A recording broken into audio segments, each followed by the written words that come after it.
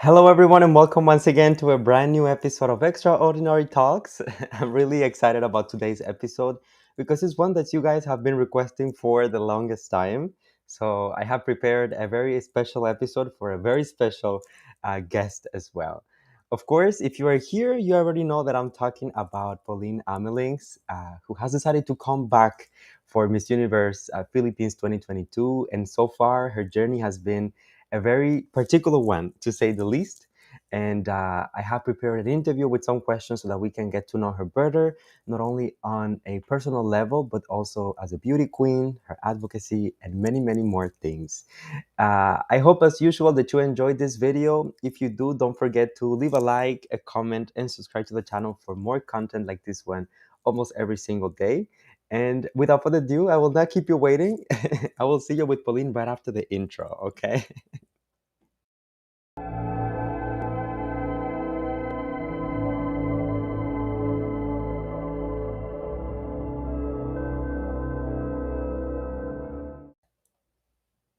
Hello, hello. How are you doing?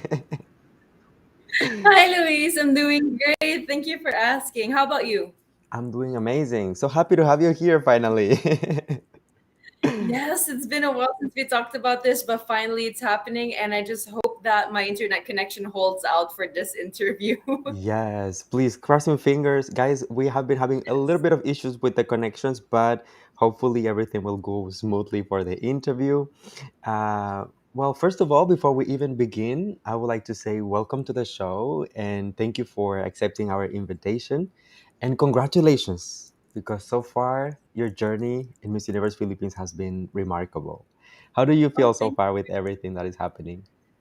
I'm trying not to be too overwhelmed with all the different activities and challenges and trainings, but I'm enjoying the journey so far, and I can only look forward to all the different things that we'll still be doing with Miss Universe Philippines.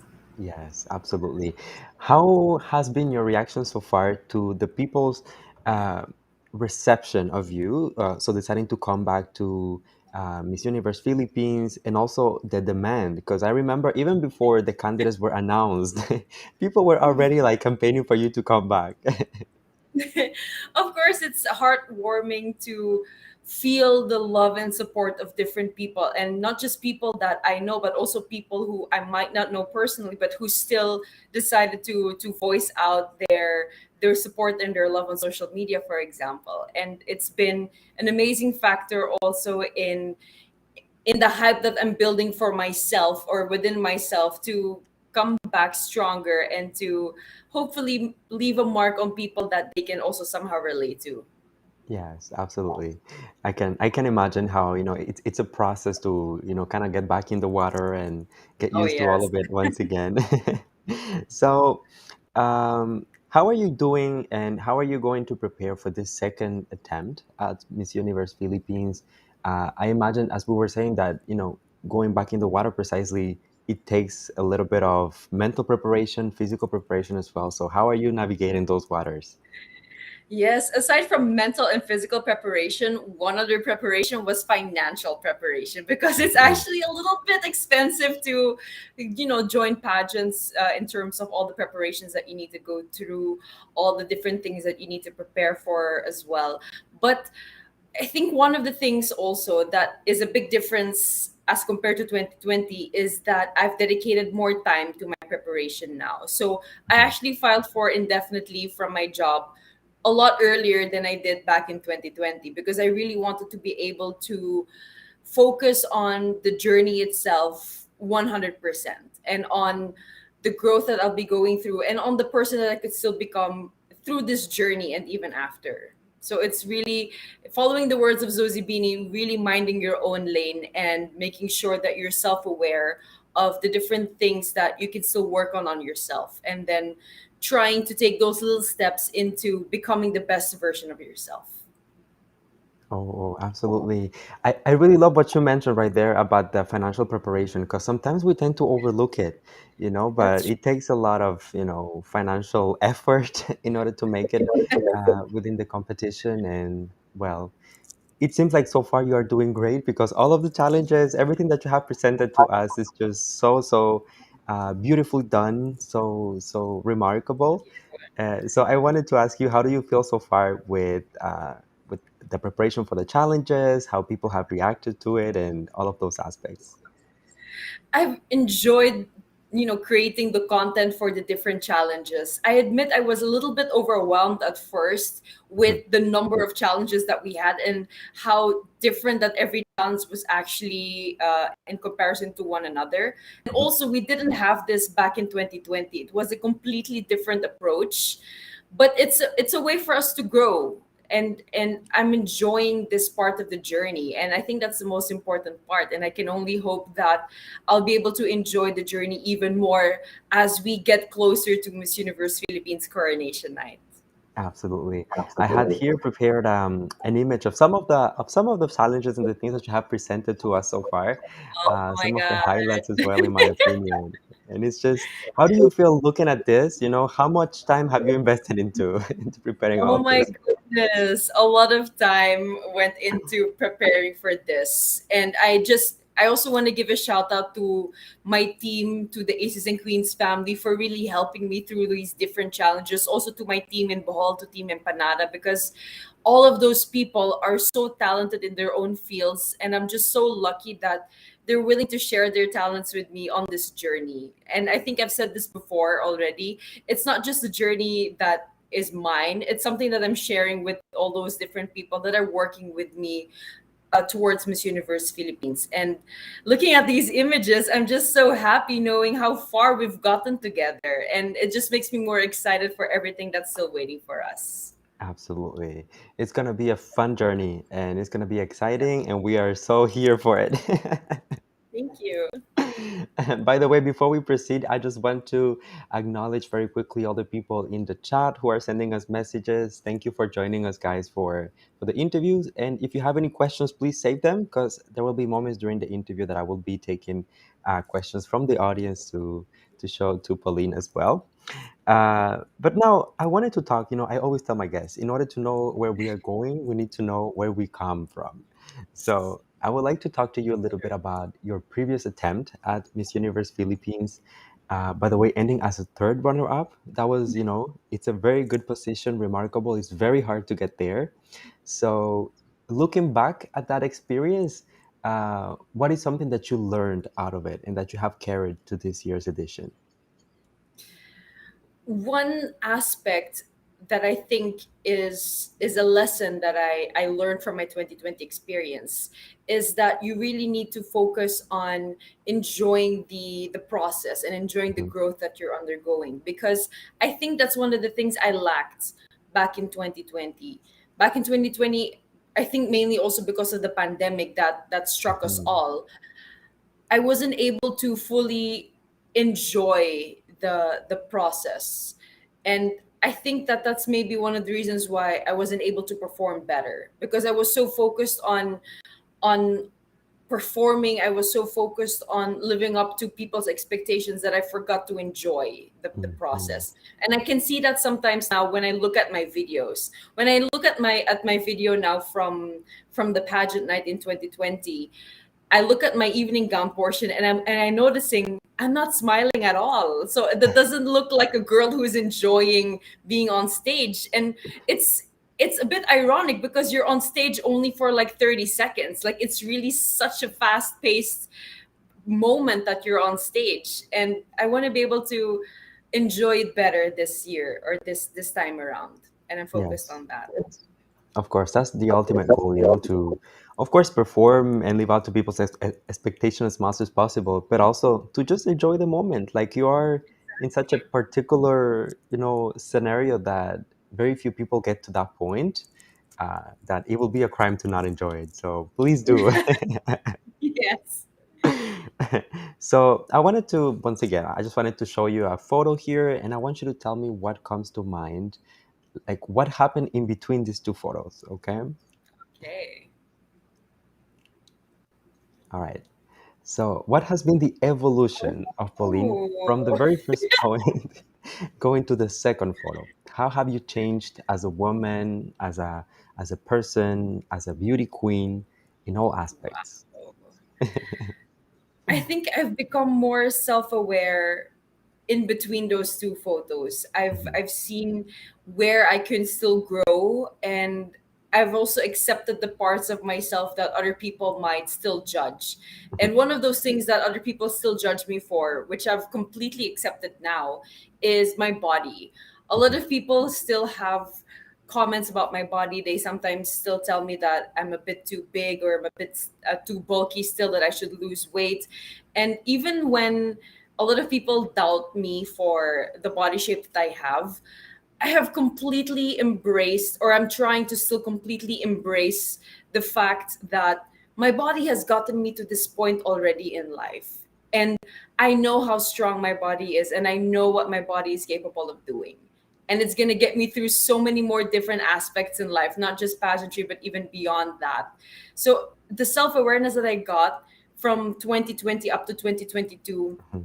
has been so important, so essential to the person that I am today. And I only hope that more and more people can embrace whatever imperfections they have, see where they can change, but also see what they can completely accept about themselves, regardless of what other people say, as long as they're happy. Yes, absolutely. And I mean, one of the things that I was finding out about you when I was doing my research for the interview is that you did compete in Miss Universe Philippines 2020, of course, but that was not your first pageant. No. So, how would you say like that experience was compared to previous pageants that you had, and how are you using all of those things that you learned before for this year?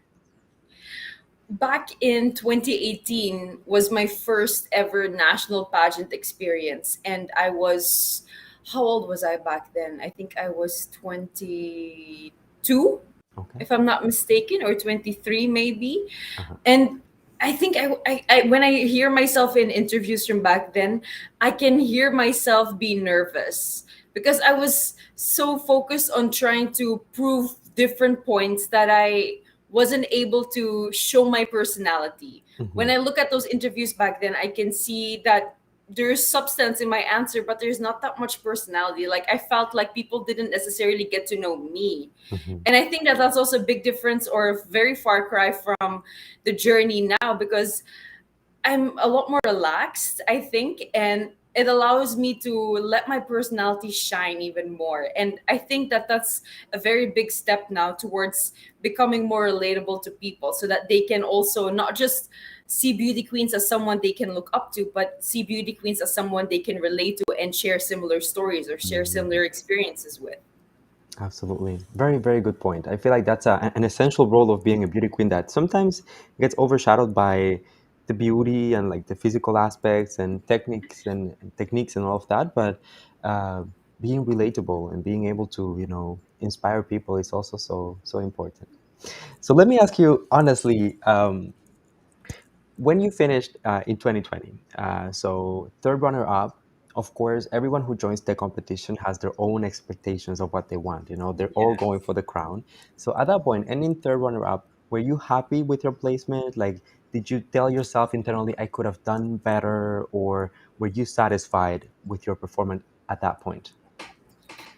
Honestly, I cried when I found out the results, because it was a different setup back then in Hmm. 2020. It wasn't live, Yeah. and we taped every possible outcome just to Okay. be able to prevent any leaks. I don't Yes. know if the people watching know this, but we all had the top 5 back in 2020, all had our crowning moments, because Wow.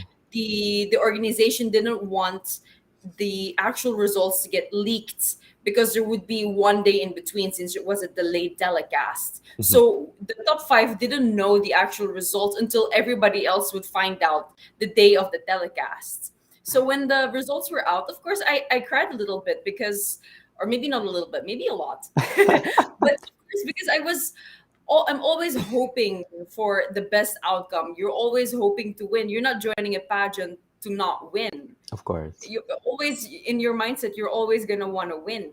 So when that didn't happen, of course, I also try to assess myself. Where did things go wrong? What could I have done better? Perhaps I could have done better, but then at that point, it's already too late because the results are out already. Only thing you can do is learn from those experiences. And if you want to try again the next time, then perhaps you can try a little bit harder, and you can use your past experience as like a blueprint for you to see where perhaps you can do better the next time around. It's really Mm. just you accepting the situation as it is, accepting what you have done, and then trying to move on from that, and always being focused on your own self, on the people around you who are helping you on your journey, but then also looking forward to the person that you can still become. Oh, absolutely. It's interesting to see like the evolution, you know. Of course, joining at first, having the expectation to win, doing really, really well during the competition, and then even having as happened in 2020, the experience of taping the actual coronation moment and not knowing until the very last moment. So it's a very particular situation. But for you, Pauline, what was that process like from the moment that you had that experience, then you move on in life, and then you decide to come back? So when did you decide, okay, I think I'm gonna give it a try again, and why now rather than another edition? You could have done it last year. You could have done it next year. Why now? That's true.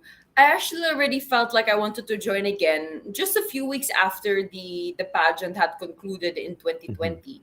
It's just that I didn't join in 2021 because I had a 1 year contract with the organization from Okay. 2022 2021. Yes. And I wanted to have that experience with the organization, because if I wanted to join in 2021, that meant I would have had to resign from the Mm-hmm. third runner up position and resign from the contract that I have, and that would meant that there would be opportunities that I wouldn't be getting from working Gotcha. with the organization. So it's not just about the growth that you can go through working with the organization even as a third runner up, but it was also dedicating yourself to that experience. And I Hmm. think that there were so many different experiences that I had working with the organization and working with the other top five, which were essential and which have really helped me get to this position today. And I think that I don't want to discredit that.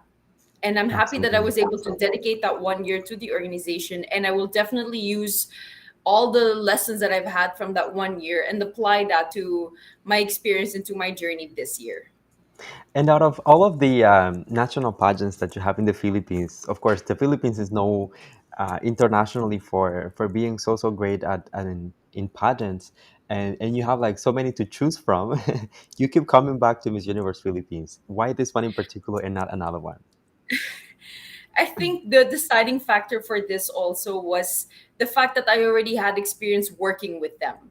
Hmm. And I can honestly say that the different people that are part of the Miss Universe Philippines organization, from the core team to the creative team, are very talented people who are really dedicated to the platform of reaching out to different communities, representing different communities also, because the Miss Universe Philippines organization was the first, I think, to really have a sash with the name of the province or city that we're representing, rather than us having just a number.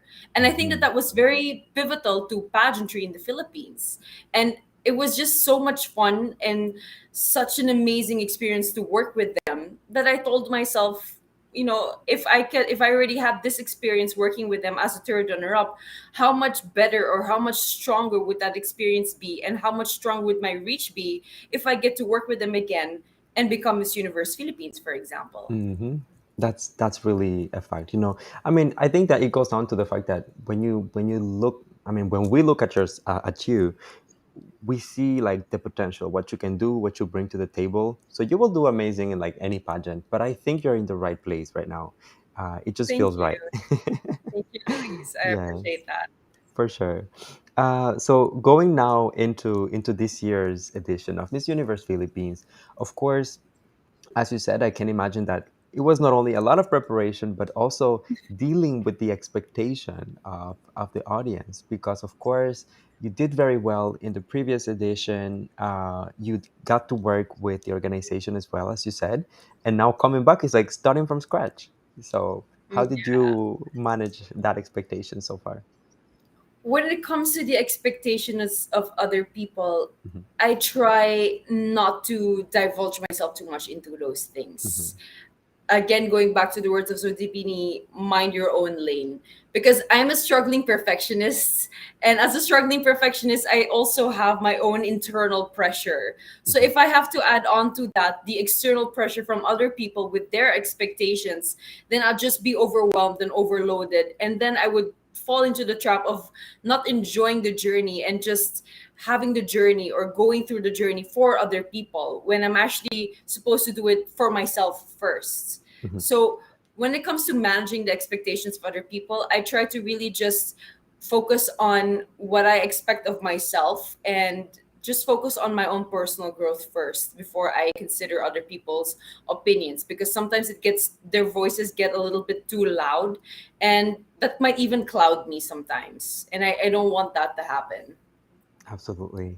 I think it's important, like you said, to find the right balance between appreciating the support of the people and also, putting that on your shoulders because it can be quite heavy to carry with you, especially knowing that there's a lot of people rooting for you that want you to excel, but then you can only do what you can do, right? You can only do Yes. um, what you are ready to deliver and what you have prepared for. So it's very important to manage and to find the right spot in order to stay Yes. true to yourself. That's true. All you can do is your best. Yes. And as long as you know that you've done the best that you can in that particular situation, then the only thing you can do is learn and move on. I agree 100%. So I just want to say very quickly to the people watching us right now, if you have any questions for Pauline, please start putting them in the chat because I will be looking at it in a few moments. I just have uh, a few more questions that I want to cover with her before I check out your questions. Um, Thank you so much, Julian, for uh, contributions and for joining us. Appreciate you so much. So I wanted to ask you, Pauline, something very important. Back in 2020, so it was the first year that the Miss Universe Philippines organization was independent. So first year, as you said, the pandemic strike, so many things changed, right? Yeah. And one of the things that we got to see during that year, especially with Rabia's reign, was that sometimes there can be like a toxic side to the community when it comes to expectations, precisely what we're discussing. So being aware of this and also seeing how the organization is preparing more for that nowadays, right? With this policy of accepting no negativity, and we see that the work is there. Um, how would you manage? I mean, how are you managing that negativity as of right now? And how would you manage it if you get the crown? Because it's different levels, I think. Of course. First of all, I would like to commend the Miss Universe Philippines organization for addressing and acknowledging that there is actually some negativity that can lead to toxicity here on the pageant scene on social media. And it's important that they also acknowledge it and that they won't stand for it too. So I'm actually happy that they have started that conversation.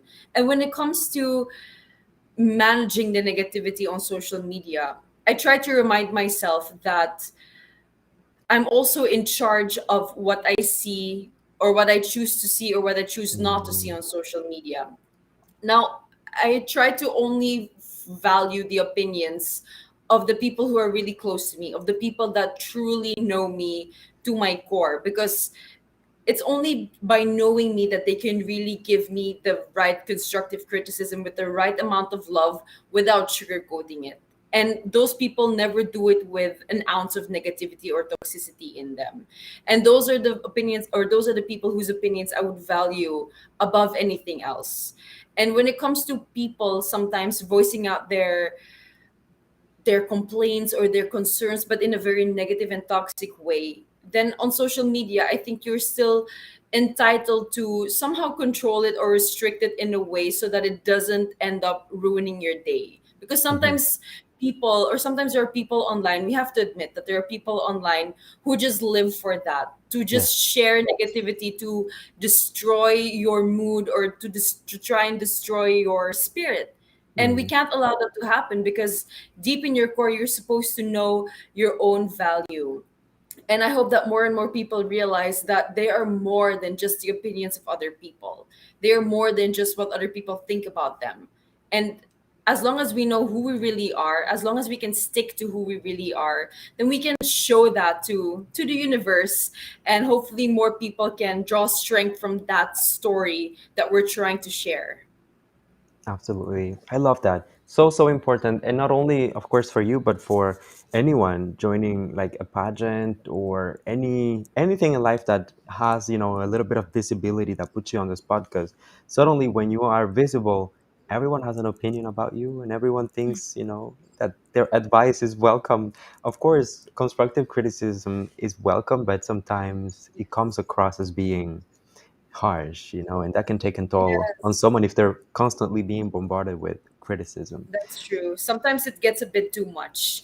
And Exactly. that's when you understand when people decide to take a social media break, because Mm, it just becomes too loud for them and too much for them to bear.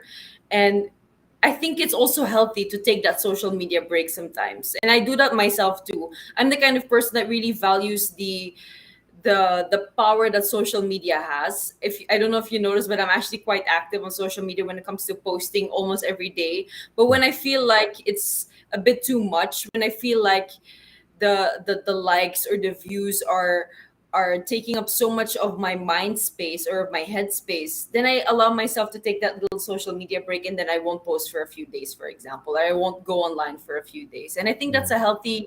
a healthy practice that maybe more and more people can try to adopt, so that they too can keep a healthy mind space. Yes, I agree with that. I personally apply that as well. And I mean, no one is bashing me. No one is coming for me so far.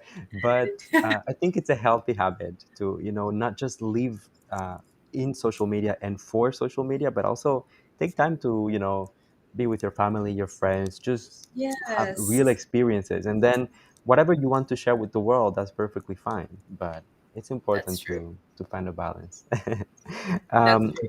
Balance before is we key. go, yes, before we go into the fun questions here, I just wanted to ask you because one of the things that you mentioned was um, being criticized before because of your physique and your body. So Yeah. when you decide to come again to the competition, of course, you know that you're gonna have to prepare mentally, you're gonna have to prepare physically as well.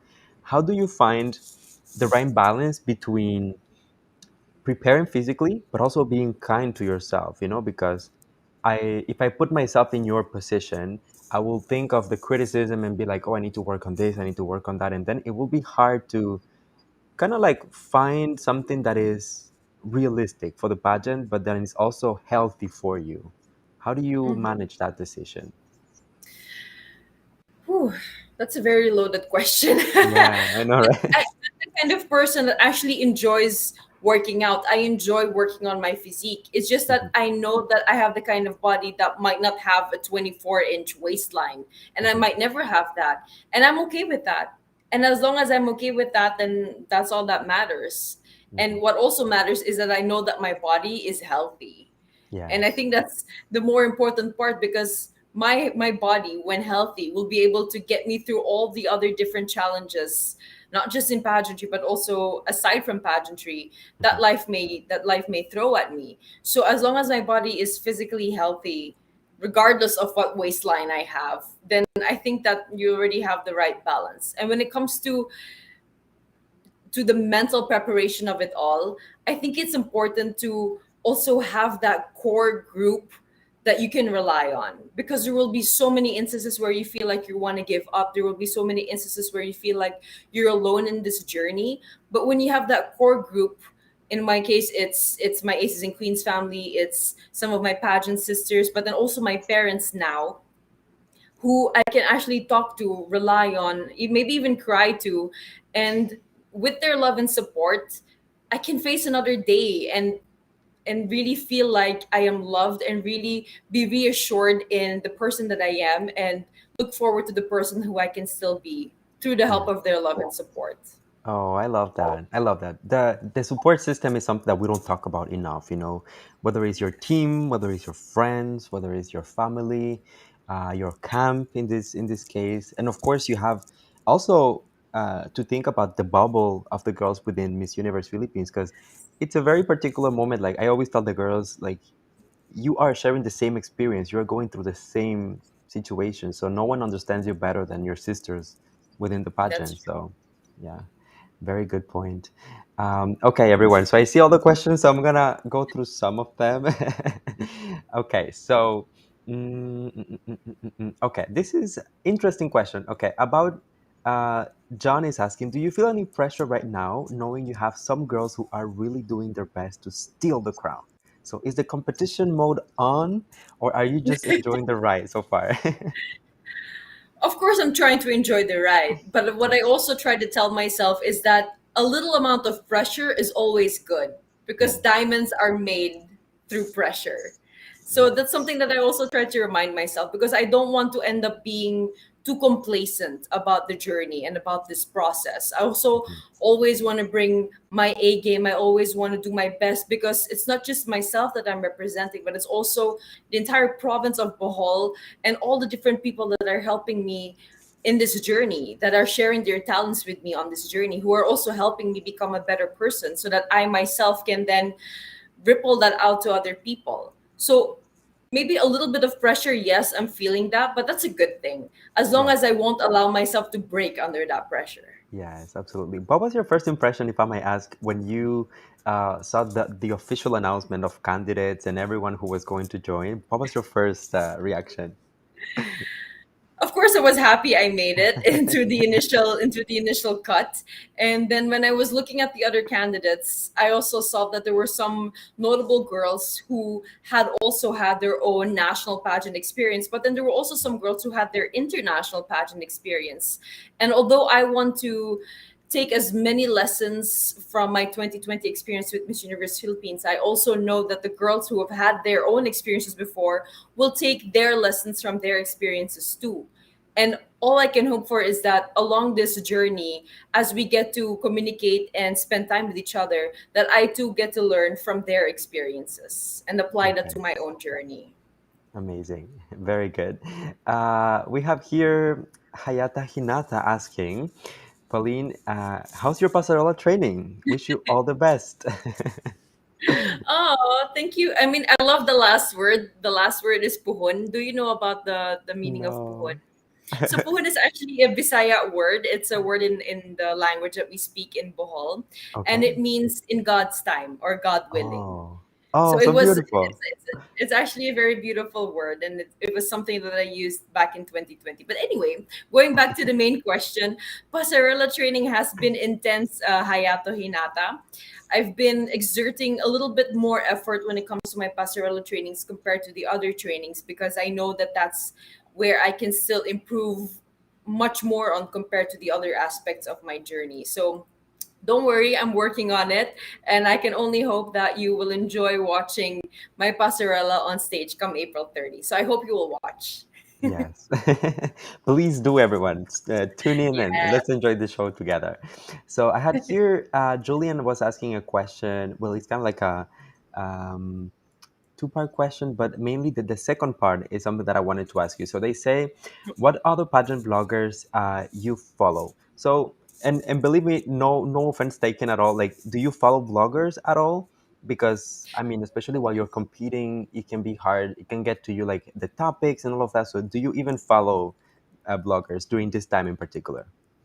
Well, actually, before this interview with you, Luis, I had an interview with the Crown Philippines. Are you Okay. familiar with the Yes. Crown? Of Yes. course. So I do follow them on social media also because I feel like they are a community of pageant fans or pageant critics that are more positive and that try to uplift the girls Hmm. instead of trying to tear them down. And I Hmm. think it's also the same with Miss You updates on Instagram. Yes. Yes. We She's love this very, you.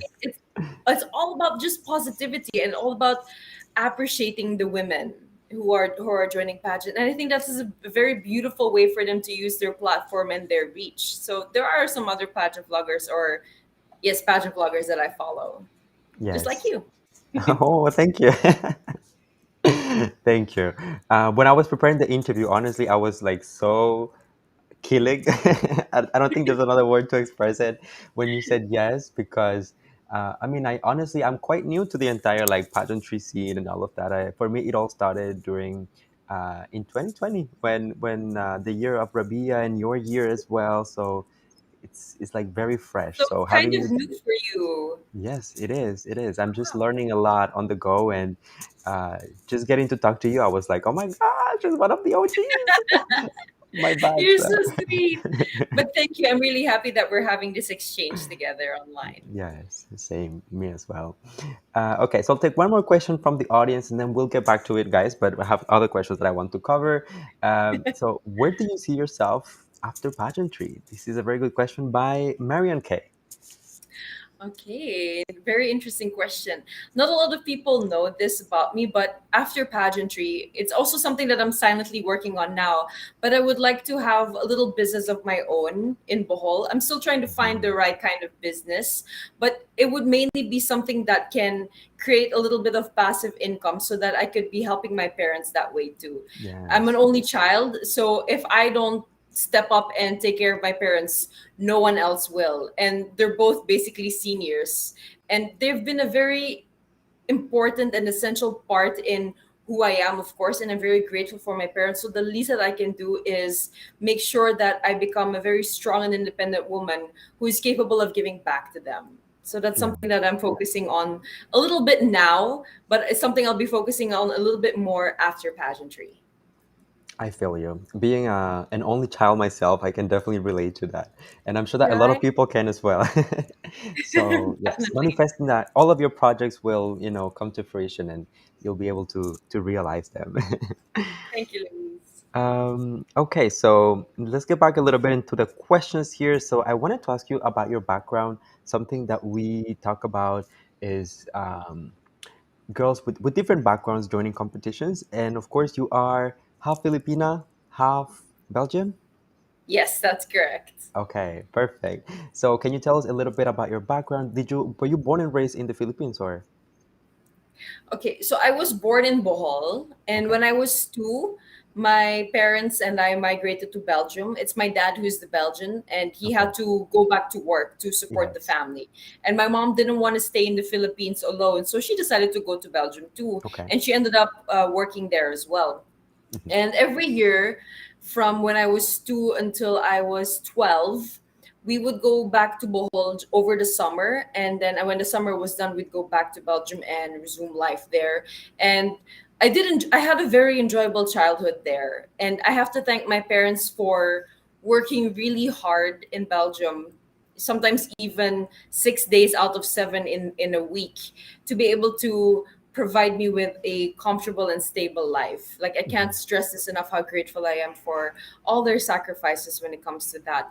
But I also want to stress how much of a culture shock it was for me when I was 12 when we migrated back to the Philippines. mm, Because I didn't know how to speak Bisaya, the language in Bohol or in Iligan City, for example. So a lot of I had there were so many different things that I had to adjust to, and being a 12-year-old child at that time, it was a lot to ask for a kid, I think, back then. So there were a lot of instances where I really I'm not gonna say I was mad, but I would really question my parents as to why are we doing this? Why are we moving back to the Philippines at the moment? But it was a choice of my parents to migrate back because my dad really likes staying in the Philippines, mhm. and he really likes the weather here. And at some point, I really started to appreciate more and more the culture that we have in the Philippines, the mindset that the people have here, and I started to love being in the Philippines to such a point that I identified myself more as a Filipina than I ever did as a Belgian. And after migrating back to the Philippines, I did my high school in Iligan City. My college was in Cebu. And then my first work experience was back in Bohol. So I've been like all over the place, but our main but our main base was always Bohol. Every time there was a semestral break or a summer vacation, me and my family would always go back home to Bohol and spend time there. So Bohol for me really is home. Yes, absolutely. I can definitely, once again, I can relate to so many of the things that you're saying here, but I was born and raised in Cuba, and I moved to Canada, Montreal, Canada, when I was 13 years old, and it was like the Mhm. biggest cultural shock ever. And with the Yeah. language, the culture, the weather, everything. Like I come from a tropical island, pretty much just like the Philippines, and then coming to a country where like half of the year we're like It's on the minus. cold. So cold, Yes. it's crazy. I don't like the Yeah. cold, by the way. Like whenever it's too cold somewhere, I'm the first person to complain, and then a lot of my friends complain about me complaining about the cold because they like the cold, especially here Well, in the Philippines. So, mm. it couldn't be me. I don't like the cold at all. I wanted to ask you as well, est-ce que tu parles français un petit peu? Un petit peu, oui, je parle Ah, français. un petit peu. Okay, that's very nice. The only reason why I ask you about French, because sometimes people talk about the communication skills, especially when you're aiming for a crown like Miss Universe and you have Mhm. like this international platform. Do you think it's important to speak like several languages or be able to communicate with with people from different countries, or do you think it's just like secondary? I think it's more secondary Mm, because what's important is the main message that you're trying to convey, regardless of what language you're speaking. And the fact that you might be able to speak different languages is just an added bonus to that. But what's more mhm, important is the core message, mm, and mm. that should come across, or that with the technology that we have today and Google Translate, for example, your main message should be able to come across as stronger. And then, as long as you're able to share that, and as long as you're able to use the platform to its Mhm. maximum context, then you'll be able to leave an impact on the world. Yes, I agree with you 100%. Like I feel like it's always nice to have like an extra language if it makes it easier to communicate with people, right? And makes it more Yes. accessible. But it shouldn't limit you and what you can do with the platform or how far you can go. So, Yes. that's just for that conversation that is happening right now. And another conversation that I wanted to address as well. And to be honest, for me, this is settled. Like we don't even need to like get deep into it, but people still talk about, girls with mixed background representing the Philippines or representing their own countries internationally. So we have talked about it several times on the channel. I have absolutely no problem with it. I feel like most of the audience does not have a problem with it. So how would you describe what is the essence of a Filipina, regardless of backgrounds, regardless of nationalities? How would you describe a Filipino woman? Well, if I can be perfectly honest, the question or the concern or issue about girls with multicultural backgrounds or with different ethnicities joining, Hmm. it has bothered me, or it has been on my mind in the Hmm. in the first or initial part of the journey, because sometimes I felt like maybe I'm not enough. But Hmm. at the end of the day, it's not really about the ethnicity that I have within me, because number one, I don't have control over that. I did not choose to be Belgian and Filipina. That's just something that happened because of fate, because my parents met and then had me. Of It's course. just that I'm trying to be proud of everything that I am and everything that I have in terms of my ethnicity, because it's really what makes me me. It's what makes Pauline Pauline. And I'm no longer ashamed of it. I'm using it as a strength in this Hmm. journey. And being Filipina really isn't just about how much percentage your blood is in terms of being Filipina. It's how you feel as a person, how you identify as a person. And I think that my experience and my time in the Philippines really makes me feel more of a Filipina than I ever did before. And I can honestly say that I'm very proud to call myself and to feel a Filipina because of everything that we have, the different cultures, the different languages, the arts that we have, but most especially the people that I'll be representing too. And I can only hope that I can make them proud regardless of what number of ethnicities I have within me as a person. Agreed. Agreed. I feel like sometimes you have to just experience it and know what it feels like, to have like a mixed backgrounds or parents with different nationalities or having lived in different locations to just understand that feeling of belonging to a place, and it doesn't matter Yeah. where you are in the world or who your parents are, you still relate to that place. So well, thank you for sharing your thoughts about that. I know that it's an important conversation, and I'm glad that you're putting your That's true. own take on it out there. So now let's talk a little bit about one of the most important parts of the entire pageant. So your purpose, your advocacy. Yeah. What are you representing? What are you using this platform to give visibility to? So can you tell us a little bit about Of course. So that? my advocacy is actually something that I've been trying to carry on from my days or from my experience back in 2020. I Mhm. don't know if you noticed, but I actually have a coloring book for kids. I created Yes. a coloring book for kids back in 2019 actually. Uh-huh. And no, 2020, sorry. And this was something that was sparked by the pandemic Hmm. because a lot of kids were at home, a lot of kids were not able to go back to school, and I knew that I had this talent of drawing and that I used it to not just express myself but to also try and make people happy, and those people initially just being my parents. So then I thought to myself, perhaps I could use this talent to reach more people, and in this case to reach more children, especially during the time of the pandemic. So I created a coloring book for kids to not only help in educating them during the pandemic, but to also entertain them through drawings and through colors. And the main theme of my coloring book was actually marine animals. I love the ocean. I'm such a thalassophile. And I really thought that if I could draw those marine animals for kids to then color in and then add a little bit of trivia with it, perhaps then they can also develop a sense of love and care for the environment that Mm, they're in. And then, you know, it will have like a ripple effect. yeah. As long as, or in this scenario, I'd be starting with kids at a young age so that they would grow into caring and loving the environment that they're in. Absolutely. I was actually, this is one of the things that I was looking at when I was preparing for the interview. And I thought that your advocacy was so cool because it's so concrete, and it's so like you can see like the result of it like on the spot. It's not like an abstract concept. It's not something Mhm. that, you have to wait a long time to see the results of it. And there's nothing wrong with those advocacies, don't take me wrong. Of But course, I yes. just love the fact that it's something so immediate, that it's something so timely, and that it's so important right now, especially during the context of the pandemic. So we love that. It's also very very personal. I mean, I finally was able to discover that we could be using our talents for a greater purpose. We could be Mhm. using our talents to make other people happy, to reach out to more people. And I'm happy that I was able to share my talent with other people that way.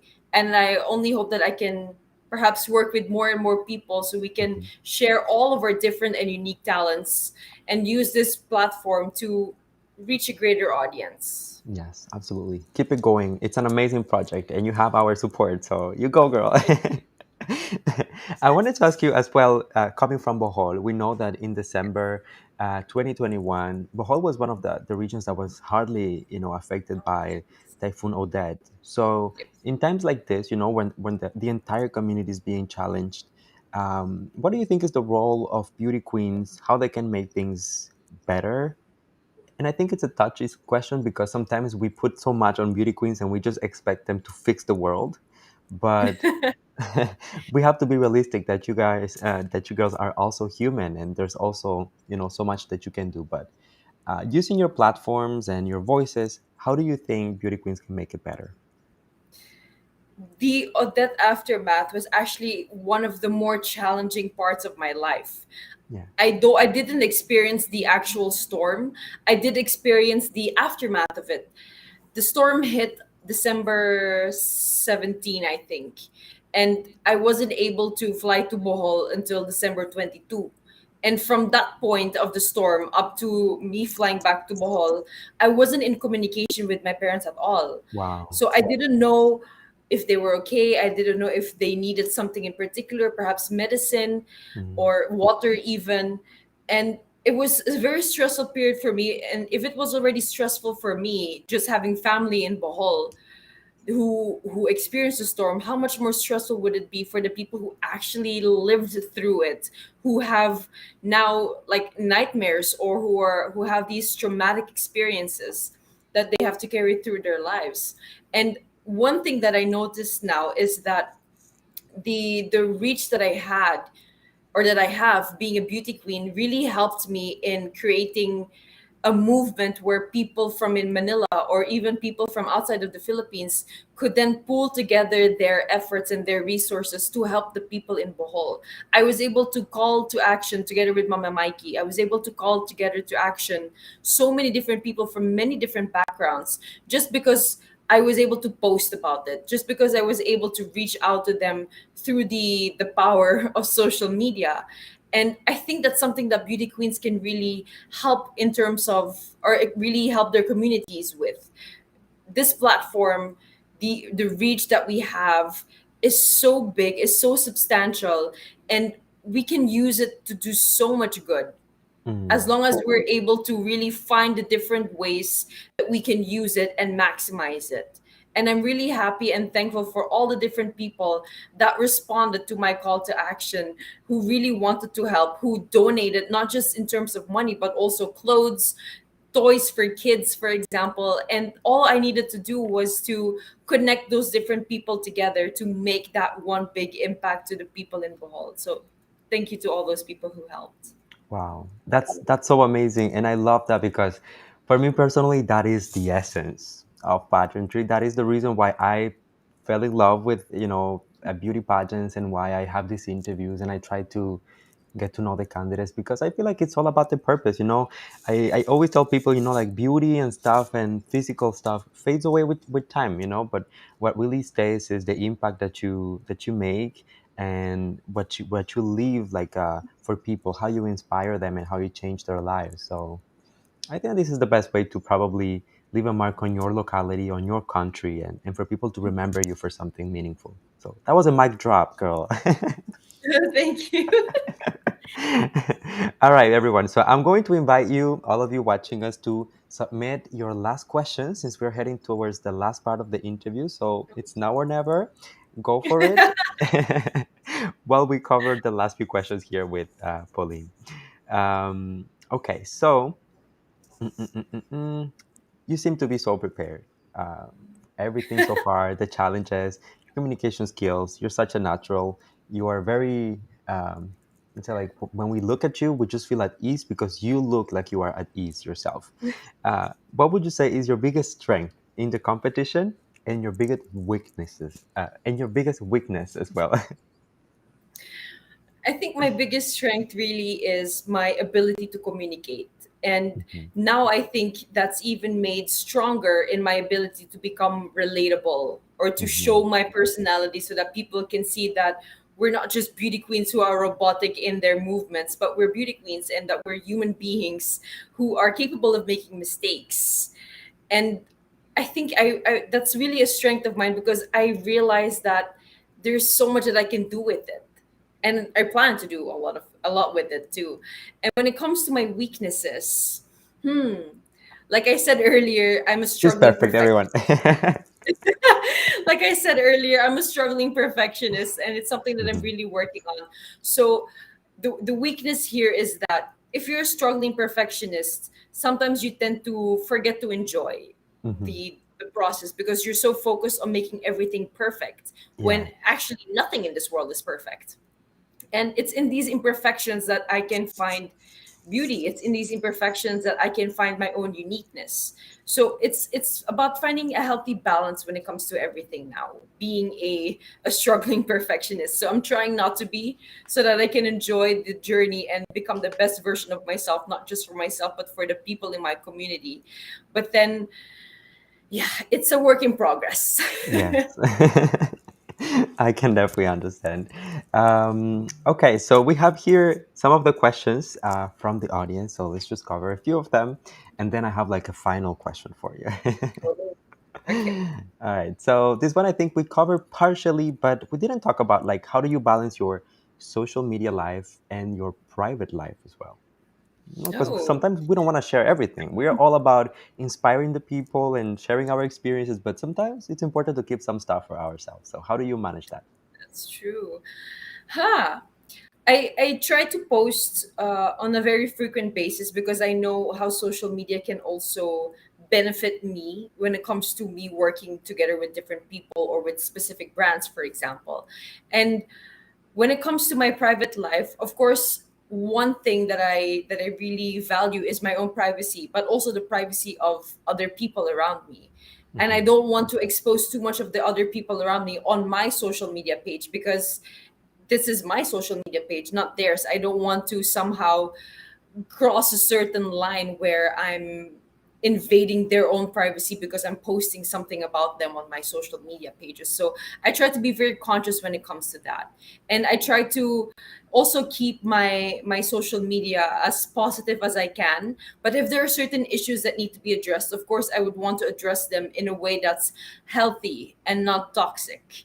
Yeah. So it's always like an ebb and flow. It's a work in progress also because I don't always the balance part is not something that I've completely mastered.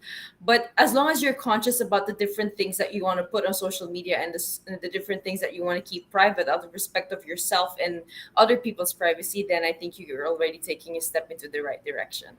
Absolutely. I love that. I agree with you 200%. We have one question here from my dear friend Joseph Cabato. Hi, Joseph. How will you teach confidence to a young girl struggling with low self esteem? Hmm. Oh goodness. I used to have low self-esteem myself. I don't know if you'll believe me, but I used to be a very, very shy person What? or a very, very shy. Yes. I used to be the kid in the corner that would just be silent and be by herself. So I would completely relate to what it feels like to have low self-esteem, to not believe in yourself. And all I can say is to someone who's struggling with that, and if I would want to teach them confidence, is for them to first know themselves and accept themselves, because you can't be confident about yourself if you don't accept who you are as a person. And it's only once you accept yourself as a person, and this is the good and the bad, that you can become more confident in your movements, and that you can become more confident into believing in the person who you can still become. You need to just be willing to take those little actions in growing and Mhm. allowing yourself to go through that entire process. And of course, going back to enjoy that process. Yes, absolutely. I feel like confidence is something that you build over time. Nobody is born feeling like we have everything figured out in life and that we are, you know, the one. Exactly. I mean, it's not like this. It's an entire process that takes sometimes years even. But Mhm. you really need to be able to know yourself, and you Yeah. can't be disillusioned by the different images and the different words that other people throw at you. You really need to be able to know what you stand for and what you want to put out into the world. Yes, absolutely. And it's important for people to know, like, people who sometimes put themselves out there, it doesn't mean that there's no insecurities at all. Like for me, like I Oh, do live interviews. I recently started doing live interviews. Before everything was pre-recorded because I just didn't have like the confidence to go live and expose myself that way. And even before we started taping the interview, I was telling you like I get anxious before I start like a show. So people need to know that, sometimes you just gotta take a risk. You just gotta get out of your comfort zone and try something new. yes. And you will see that you will learn a lot just by trying new things. Even if you fail at first, eventually you will overcome those things and you will become, better at it anyways That's over true. time. The getting out of your comfort zone really is essential when it comes to your own personal growth. And it's only through getting out of your comfort zone and by allowing yourself to make mistakes that you become more confident in being yourself, because nobody is perfect and you can't expect yourself to be perfect. Yes, absolutely. I love that. Thank you for sharing. And my last fun question for this interview, it goes, I feel like it's related to this that we've been talking about, but with the context of the pandemic, I feel like it's very important to really put the emphasis on this. So, what will you say to people who feel lost and unmotivated in life? Especially, I mean, it's been what? 2 years of pandemic, a lot of things Yes. changing for everyone, a lot of grace area. So, what would you say to someone that is feeling a little lost right now? I have to admit, in the past few weeks, I've felt a little bit lost too. Like Hmm. somehow, sometimes everything that's happening in the world or everything that's happening around you may seem a little bit overwhelming, to such a point that sometimes you don't know what to do next, or you don't know how to feel about a certain thing, and you feel lost, and that's perfectly fine. All I can hope for is that you allow yourself to be vulnerable and reach out to other people so that you can voice out or share to them that perhaps you're not feeling 100% okay. And it's only by allowing your own vulnerabilities to be shown to other people that other people can then lend an ear for them to listen, or lend a shoulder for you to cry in, for example. And this way they can help you get through that period of being lost in your life, because it's not a permanent thing. You should know that it's just a temporary thing, and that everybody at some point feels that way. As long as you're able to acknowledge that you feel lost, and as long as you're willing to reach out to people who you love and who love you back, who will then help you through all those lost times. Like, don't worry too Absolutely. much about it. You got this, boo. That's our advice. You got this. Just keep going, and things get better with time. Thank you so much for sharing your perspective about that. And now, my final question for the interview. What is it gonna be? I feel like if I Mm. don't ask you this, people would actually go and like bully me after. I will get bashed after this. so, so why should you be the next Miss Universe Philippines? Well, actually, let me reframe that question. What does it take to be Miss Universe Philippines, and why should you be the next Miss Universe Philippines? Two-part question. Two-part question, so a two-part answer also for that. Please. What it takes to be a Miss Universe Philippines is being willing to share yourself to a cause or to a platform that can do greater things with you and because of you. I've learned that I'm capable of sharing my talents with different people. And with this platform, I can now share my talent and share an advocacy and reach even more people because of the organization and because of the platform that they stand for. And simply by knowing that is already enough for you to become Miss Universe or Miss Universe Philippines, because you're willing to help out where you can, knowing what you can bring to the table and bringing along everybody else as you fight for that change. And you're going, the best change that you can ever achieve is change that you achieve collectively.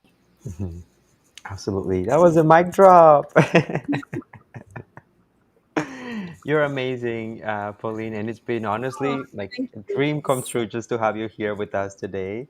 I want to thank you for your time. I know how busy your schedule is and how hectic, I mean, your day has been loaded with things to do, interviews and stuff. So just, you being here already means a lot.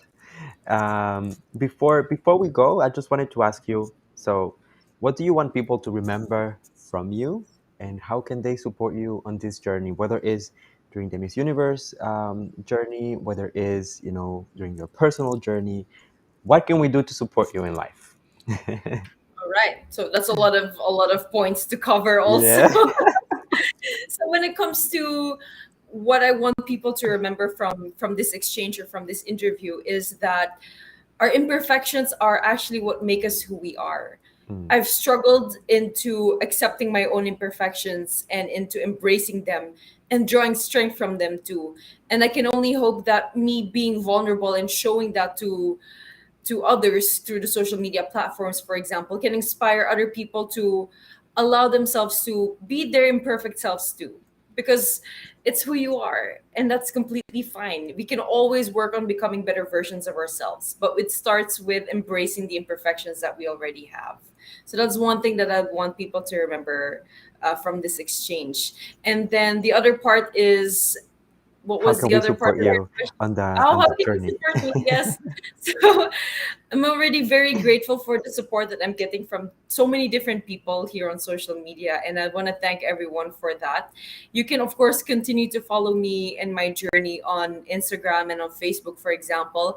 I'm also on YouTube, but not that active anymore because I'm a little bit busy now with the different activities. But I am very active now on Kumu. I've been doing a lot of live streams too. I don't know if you're familiar with the app, Luis. Have you Yes. heard of the Kumu app? I don't know if it's Yes. a is it available in Canada too? It is, yes. I joined sometimes because so ever since they announced like that the girls will be doing live streams, I downloaded it. I'm like, I have my notifications set up. I'm there. Okay, perfect. Thank you for doing that. So I'm a little bit Yes. more active now too on Kumu, and it's a nice way to also share the experience with the different people that are watching the live stream at the moment. So I've actually been enjoying the different live streams that I've been doing, and I can only hope that I can set aside more time to do that as well. So hopefully I get to communicate with you, Luis, and with everybody else on Kumu too. And for the rest, the coronation night will be on April 30 in Moa Arena in the Philippines. So if you're in the Philippines and you're free that particular night, then I hope that you'll be able to maybe gather your friends and watch it live. And if you can't watch it live, then perhaps you can just gather your friends and have like a viewing party at home as long as you're able to enjoy the night with us. Oh yes, that would be so amazing. Everyone, please, if you can go. Even myself, I'm trying to go. One of the questions that was being asked in the chat was like, Luis, are you coming? I'm trying, okay? I'm trying to get my visa done right on time, but hopefully I'll Oh make my it. goodness, I hope so too. I hope that you get to fly to the Philippines. Yes, And I hopefully. hope to see your face in Moa Arena. Oh Perhaps while yes. I'm walking, while I'm walking, I can see your face and be like, I'd be like, Luis, shout let's out to go. you. Get it, girl, get it. Perfect. Thank you so much once again for your time, for being so kind, so open with your answers as well. I wish you nothing but the absolute best. And if you ever need anything type of support, with whatever it is, I'm just a message away. That's Uh, so kind. Thank you, Luis. I appreciate it yes. so much. No problem. Thank you to everyone as well for joining us and staying with us until the end. Please go ahead, and I think it's already, yeah, it's past 9 p.m. in the Philippines, so officially Yes. the Q&A challenge is out. So Oh my please God. go and check it out on Kumu live streaming now. Vote, vote, vote. You already know what to do. And there you go, everyone. I'll see you soon with another interview. Please take care, stay safe, and I'll see you soon. Bye. Bye. Bye, everyone. Thank you. Take care. Bye.